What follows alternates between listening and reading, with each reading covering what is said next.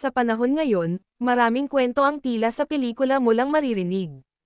Pero ang kwentong maririnig nyo ngayon ay totoong nangyari sa isang simpleng babae na minsang naisip na ligtas na siya mula sa panganib, hanggang sa makaharap niya ang bangungot sa kanyang buhay.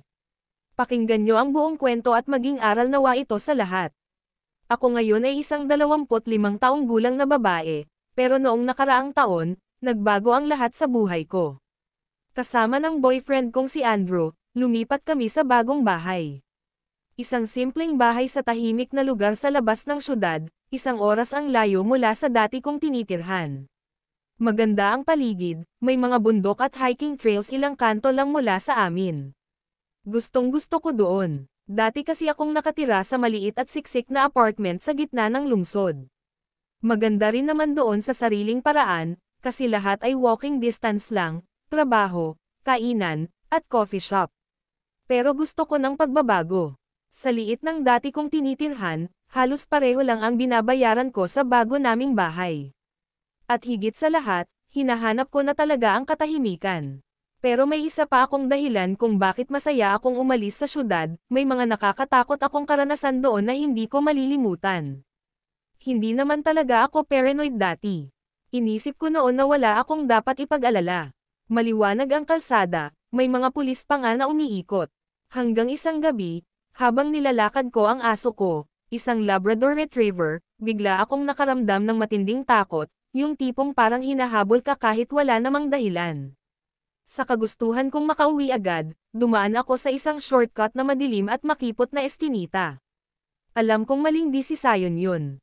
Madilim, maraming tambak na basura, pero nakatipid ako ng 5 minuto sa lakad ko. Habang nasa kalagitnaan kami ng eskinita, napansin kong iba ang kilos ng aso ko. Parang nag-aalangan siya. Tila may naamoy siya. Ayaw niyang umusad. Nilapitan ko siya at paulit-ulit na binubulong ang, "Let's go," pero nagmamakaawa ang tingin niya sa akin habang umuungol siya ng mahina, ang balahibo niya nakataas. Nang makarating kami sa dulo ng eskinita, lumingon ako pabalik, at doon ko nakita, isang lalaki na nasa anino, hawak ang tila lubid sa kamay. Halos huminto ang puso ko. Agad akong kumari pa kasama ang aso ko. Pagpasok ko sa apartment, pinatay ko lahat ng ilaw at sumilip sa bintana. Doon ko siya muling nakita, papalapit sa mismong building namin. Maya-maya, tumunog ang buzzer ng apartment ko. Hindi ako gumalaw. Narinig kong sumigaw siya, "Nahulog mo ang wallet mo." Ibabalik ko. Napaisip ako, wala naman akong wallet kapag naglalakad ng aso. ID at credit card lang ang dinadala ko sa bulsa ng workout jacket ko.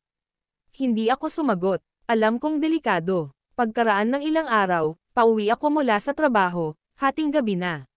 Sa tren, may isang lalaki na naupo mismo sa likod ko kahit marami pang bakanteng upuan. Pinilit kong baliwalain. Pero pagdating ko sa bahay, habang inaayos ko ang buhok ko bago matulog, doon ko nakita. May nawawalang malaking bahagi ng buhok ko. Parang may gumupit habang nasa tren ako. Tumawag ako kay Andrew, umaasang prank lang iyon, pero alam kong hindi. Lumamig ang pakiramdam ko. Simula noon, pakiramdam ko ay lagi akong sinusundan. Laging may kumakatok sa pintuan ko sa 10 oras ng gabi. Hanggang sa isang araw, may natanggap akong package sa tapat ng pintuan. Nasa loob noon ang isang gamit na kondom, may kasamang sulat, "Para sa'yo." Halos himatayan ako. Tumawag ako sa pulis, pero ang sabi nila, prank lang daw yun at wala silang magagawa. Mula noon, lagi na kaming magkasama ni Andrew. Hindi na ako lumalabas ng mag-isa. Pagkatapos ng lease, agad kaming lumipat ni Andrew. Akala ko tapos na ang bangungot, pero nagkamali.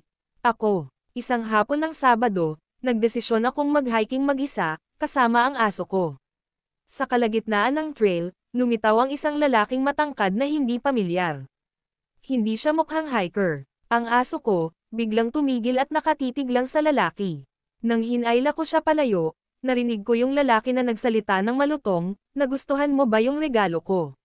Doon na ako nang inig sa takot. Bago pa ako makatakbo, bigla siyang sumugod. Tinangka ko siyang eye pepper spray pero naunahan niya ako. Nadaganan niya ako, pinigilan ako, sinasakal at pinupuwersahan. Pilit kong inilalaban ang sarili ko habang nararamdaman kong hinahalikan niya ang mukha ko at inaamoy ang buhok ko, binubulong kong ano-ano. Akala ko katapusan ko na. Pero hindi ako sumuko. Sa kaliwang kamay ko, nakahipo ako ng matulis na bato. Sa lahat ng lakas ko, ipinalo ko iyon sa batok niya.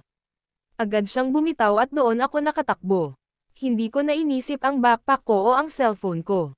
Takbo lang. Hindi ko na rin alam kung saan galing ang lakas ko. Habang tumatakbo ako, narinig kong tumatahol ang aso ko. Napansin kong duguan siya. Pero hindi pala siya sugatan, dugo pala iyon ng lalaki na kinagat niya. Kung hindi dahil sa kanya, baka hindi na ako nakauwi ng buhay. Naaresto ang lalaki, pero dahil wala siyang previous record at hindi siya umabot sa aktwal na panggagahasa, 16 na buwan lang ang hatol sa kanya. Halos hindi ko matanggap yon. Pero kahit papaano, ligtas ako. Hanggang ngayon, dala ko pa rin ang trauma. Pero pinipilit kong bumangon. Nagdesisyon akong mag-move on. Mag-aaral ulit at lilipat sa ibang estado, kasama si Andrew. Alam ko, mahirap kalimutan, pero hindi ako magpapatalo. Sa buhay, minsan may mga nangyayaring hindi natin inaasahan, mga bangungot na pumapasok kahit gising ka. Pero sa mga kwento ng kagaya niya, natutunan natin na hindi kailanman dapat sumuko. Ang pinakamahalagang laban ay ang laban para sa sarili mong buhay. Sana magsilbing babala at inspirasyon ang kwentong ito sa ating lahat, huwag mawalan ng lakas ng loob. Dahil minsan, ang tapang mo ang magsasalba sa'yo.